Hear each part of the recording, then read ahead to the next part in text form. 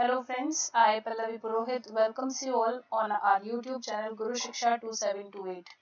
तो फ्रेंड्स आज हम बात करने वाले हैं क्लास 10th और चैप्टर जो है उसका chapter 1 chemical reaction and equation के बारे में बात करने वाले हैं।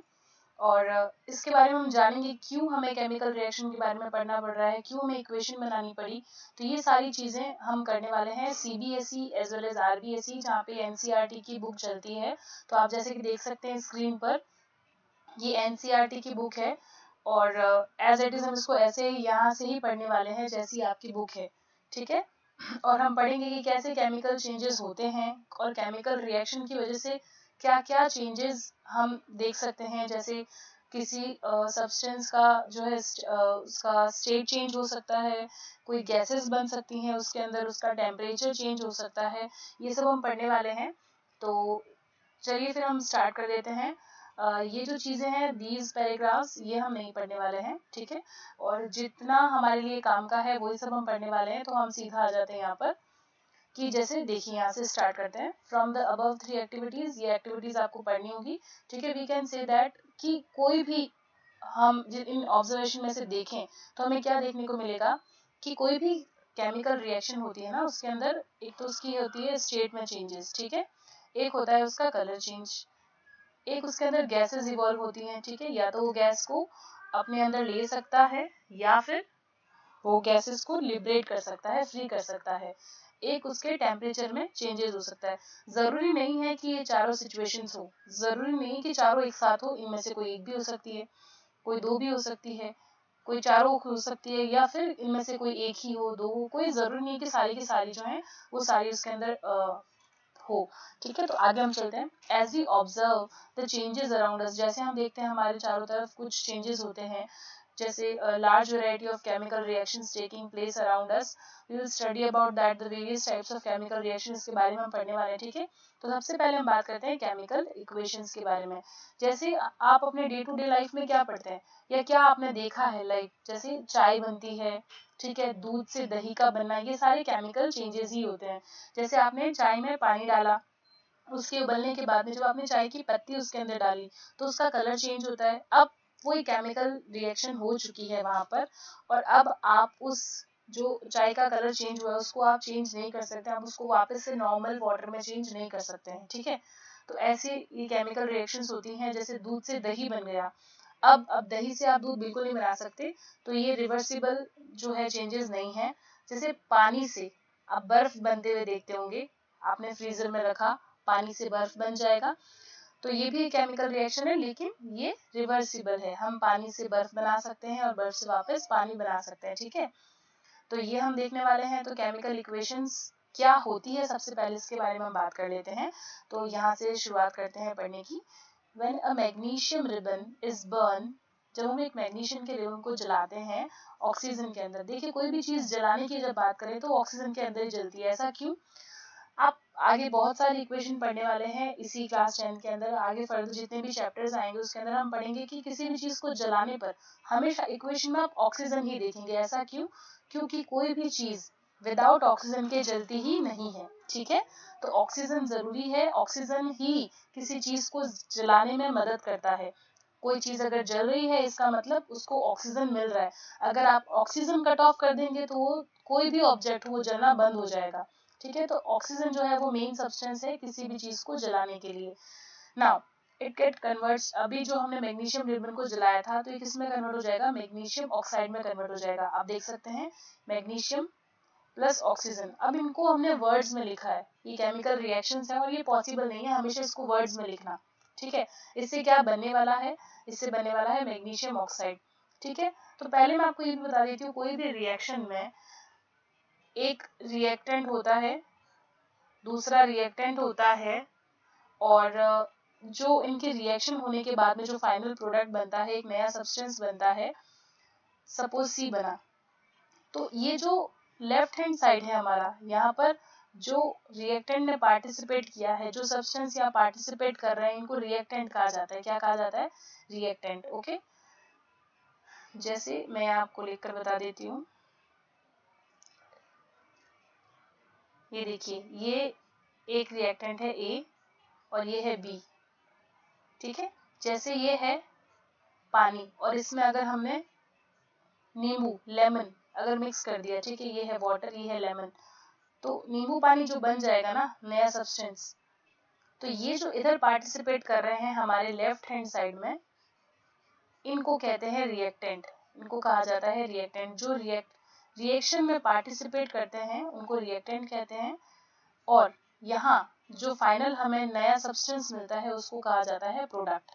ठीक है, तो ये आपको ध्यान रखना है, ये प्रोडक्ट कहलाएगा, ये रिएक्टेंट कहलाएगा। ओके, अब देखिए यहाँ हम बात कर रहे थे इक्वेशन के बारे में, और ये मैग्नीशियम का रिबन हमने जलाया, और जलाया मतलब कि ऑक्सीजन के साथ इसको रिएक्शन करवानी है, तो ये क्या बनाएगा, मैग्नीशियम का ऑक्साइड। ओके, तो this is our final product. तो अब देखिए, the substance that undergo chemical changes in the reaction, magnesium and oxygen are the reactant. ऐसा मैंने आपको अभी भी बताया कि रिएक्शन में पार्टिसिपेट करने वाले वो सब्सटेंस रिएक्टेंट कहलाते हैं, और जो नया सब्सटेंस, जो नया कुछ भी ऑब्जेक्ट निकल कर आया है, नया बना है, जैसे यहाँ पर मैग्नीशियम और ऑक्सीजन के मिलने से मैग्नीशियम ऑक्साइड बना है, तो इसे हम प्रोडक्ट कहेंगे। ठीक है, ड्यूरिंग द रिएक्शन जो नया सब्सटेंस बना है इसे प्रोडक्ट कहते हैं। तो ये आपको ध्यान होना चाहिए, ये 1 या 2 मार्क का क्वेश्चन आ सकता है कि रिएक्टेंट क्या होता है और प्रोडक्ट क्या होता है। अब हम बात करते हैं कि हमें क्यों जरूरत पड़ी इक्वेशन को, हमें केमिकली या उसको शॉर्ट फॉर्म में लिखने की जरूरत ही क्यों पड़ी, ये हम बात कर लेते हैं। तो देखिए, अभी जो हमने पढ़ा ये वर्ड इक्वेशन है, ठीक है। It show changes of reactant to products. ये हमें क्या बता रहा है कि कोई भी रिएक्टेंट है वो कैसे प्रोडक्ट में कन्वर्ट हो रहा है, थ्रू एन एरो प्लेस। देखिए, इनके बीच में एक एरो रहेगा हमेशा, जैसा कि मैंने यहाँ पर भी बनाया है, a प्लस बी के साथ में ये एरो बनाया है, तो एक एरो हमेशा केमिकल इक्वेशन में प्रेजेंट रहेगा, ठीक है, और उसकी डायरेक्शन यही रहेगी, यानी कि वो लेफ्ट से राइट की तरफ ही जाएगा। रिएक्टेंट रिएक्ट करेंगे और एक नया सब्सटेंस बनाएगा, ठीक है। तो यहाँ पर एक एरो रहेगा हमेशा बिटवीन देम। अब हम बात कर लेते हैं, the reactant are written on the left hand side. जैसा कि मैंने आपको बताया कि लेफ्ट साइड में हमेशा रिएक्टेंट लिखे जाएंगे, लेफ्ट हैंड साइड में, और जो भी दो रिएक्टेंट है उनको प्लस से हम डिनोट करेंगे, यानी कि ये जैसे हमारा रिएक्टेंट ए था, ये रिएक्ट कर रहा है बी के साथ में, तो इन दोनों के बीच में हमने किसका साइन लगाया, प्लस। अब मैथ्स में बहुत सारे साइंस हैं, प्लस माइनस मल्टीप्लाई डिवाइड, उनकी जरूरत नहीं है, यहाँ पर सिर्फ एक प्लस का सिंबल लगाना है क्योंकि ये ऐड हो रहे हैं दोनों। Similarly products are written on the right hand side, और जो नया सब्सटेंस बना है उसको प्रोडक्ट कहते हैं और उसको राइट हैंड साइड में लिखा जाता है, जैसा कि मैंने आपको अभी भी बताया। जैसे ये फाइनल प्रोडक्ट है सी, तो इसको हम राइट हैंड साइड लिख देते हैं। ओके, और यहाँ पर अगर एक से ज्यादा प्रोडक्ट बने हैं तो उनके बीच में भी हम किसका साइन लगा देंगे, प्लस का। सपोज यहाँ पे एक और प्रोडक्ट बना है तो हम क्या लगा देंगे, सी प्लस डी लगा देंगे, ठीक है। इनके भी बीच में प्लस का साइन ही लगेगा, और ये एरो हेड जो है ये हमें पॉइंट करता है टुवर्ड्स द प्रोडक्ट। जैसा कि मैंने बताया, ये हमेशा रिएक्टेंट से प्रोडक्ट की तरफ जो है एरो करेगा। कौन, ये एरो, ठीक है। ये हमें बताएगा कि ये रिएक्शन हुई, यहाँ पर रिएक्टेंट ने अपना काम किया और ये नया प्रोडक्ट बना है यहाँ पर, ठीक है। तो इसीलिए ये केमिकल रिएक्शन की जरूरत पड़ी। अब देखिए, केमिकल को हम हमेशा वर्ड्स में तो नहीं लिख सकते ना, पहले हम इसको शॉर्ट फॉर्म में लाएंगे। तो देखिए, जैसा कि यहाँ पर लिखा है, Is there any other shorter way for representing chemical equation? अब भाई हमने जो भी काम किया ना, it's very difficult. मैग्नीशियम पूरा वर्ड लिखना, ऑक्सीजन पूरा वर्ड लिखना, it's very long method. तो हमने सोचा कि भाई इसको थोड़ा छोटा कर देते हैं, एब्रीवेट कर देते हैं। तो chemical equation can be made more concise, मतलब इसको छोटा कर सकते हैं और यूजफुल हो सकता है हमारे लिए केमिकल फॉर्मूला यूज करना इंस्टेड ऑफ वर्ड्स। वर्ड्स की जगह पे हम क्या काम में लेंगे, जैसे मैग्नीशियम पूरा वर्ड न लेके सिर्फ और सिर्फ उसका जो एब्रिवेशन है, मैग्नीशियम का Mg, ऑक्सीजन का O2, ये काम में लेंगे तो कंसाइज हो जाएगी केमिकल इक्वेशन, थोड़ी छोटी बनेगी, जगह भी थोड़ी कम घेरेगी। तो यहाँ पर इसीलिए इनको शॉर्ट फॉर्म में लिखा जा रहा है। अ केमिकल रिएक्शन जो है वो रिप्रेजेंट करता है एक केमिकल रिएक्शन को, ठीक है। जो हमारी केमिकल इक्वेशन है, ये इक्वेशन, इसमें सिर्फ ये एक इक्वेशन नहीं है, इसने एक रिएक्शन को शो किया है, ठीक है। तो जैसे कि हम रिकॉल करें कि ये देखिए मैग्नीशियम और ऑक्सीजन, अभी हमने थोड़ी देर पहले देखा था, और फिर वो मैग्नीशियम के ऑक्साइड बना रहा था, ठीक है। तो यहाँ पर हमने जो ये शॉर्ट फॉर्म काम में ली है, दैट इज मैग्नीशियम को रिप्रेजेंट किया जाता है Mg से, जैसा कि हम पढ़ते हैं पीरियोडिक टेबल के अंदर।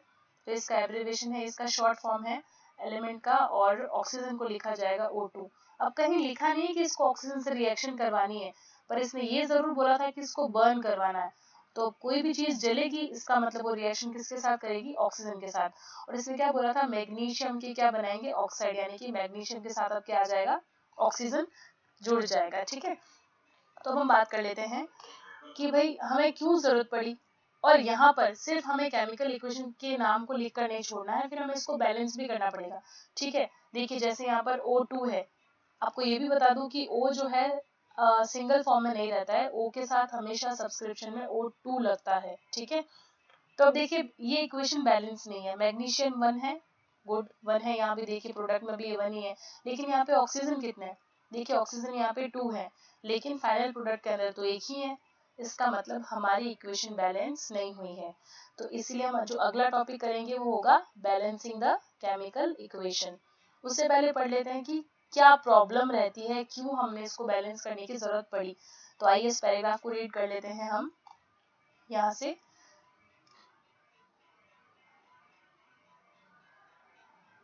Count and compare the number of atom of each element. Okay, तो हमने क्या करा, जैसे अभी हमने काउंट करके देखा ऑक्सीजन को। ठीक है, तो लेफ्ट हैंड साइड और राइट हैंड साइड में एरो के दोनों तरफ हमने चेक किया, is the number of atom of each element the same on both the sides, यानी कि जो नंबर ऑफ एलिमेंट है हमारे, जैसे मैग्नीशियम है या ऑक्सीजन है, इसके जो नंबर्स हैं वो दोनों तरफ सेम होने चाहिए। अगर ये सेम है तो कोई प्रॉब्लम नहीं, if yes then the equation is balanced. अगर ये दोनों ही नंबर सेम है दोनों तरफ, तो इसका मतलब हमारी जो केमिकल इक्वेशन है वो बैलेंस है।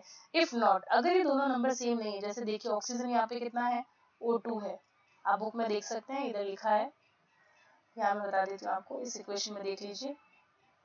ठीक है, मैं इसको हाईलाइट कर देती हूँ, पहले इसको इरेज करती हूँ और फिर इसको मैं हाईलाइट करती हूँ। ये देखिए ऑक्सीजन के ऊपर मैं हाईलाइट कर रही हूँ, O2 लिखा हुआ है।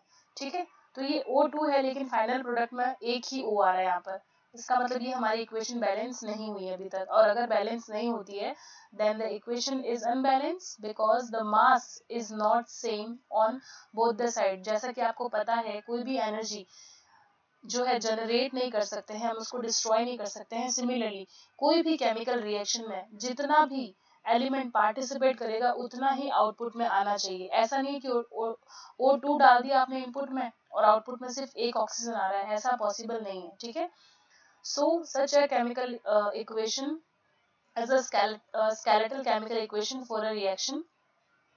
और हमें क्या करना पड़ेगा, एक इक्वेशन को बैलेंस करना पड़ेगा, अदरवाइज वो इक्वेशन सही नहीं रहेगी। ठीक है, तो आज की क्लास में हमने देखा है कि केमिकल इक्वेशन की जरूरत क्यों पड़ी।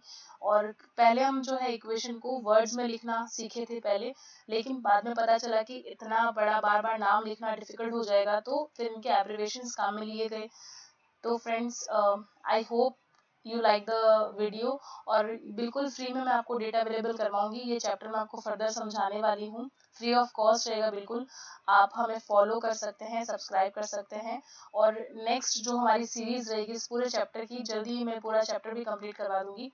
उसमें हम पढ़ने वाले हैं बैलेंसिंग द केमिकल इक्वेशन, कैसे बैलेंस किया जाता है, कैसे पहले क्या स्टेप्स रहेंगे इसको फॉलो करने के। तो स्टेप्स को भी याद रखने की जरूरत नहीं, मैं आपको सिंपली बता दूंगी कैसे करना है, बुक के हिसाब से भी बता दूंगी और इजी तरीका बता दूंगी, अपना जो मेथड है वो भी। ठीक है, तो फ्रेंड्स आप जरूर लाइक करें और शेयर करें। गुरु शिक्षा 2728 आपकी हेल्प करने के लिए हमेशा रहेगा। Thank you so much for watching.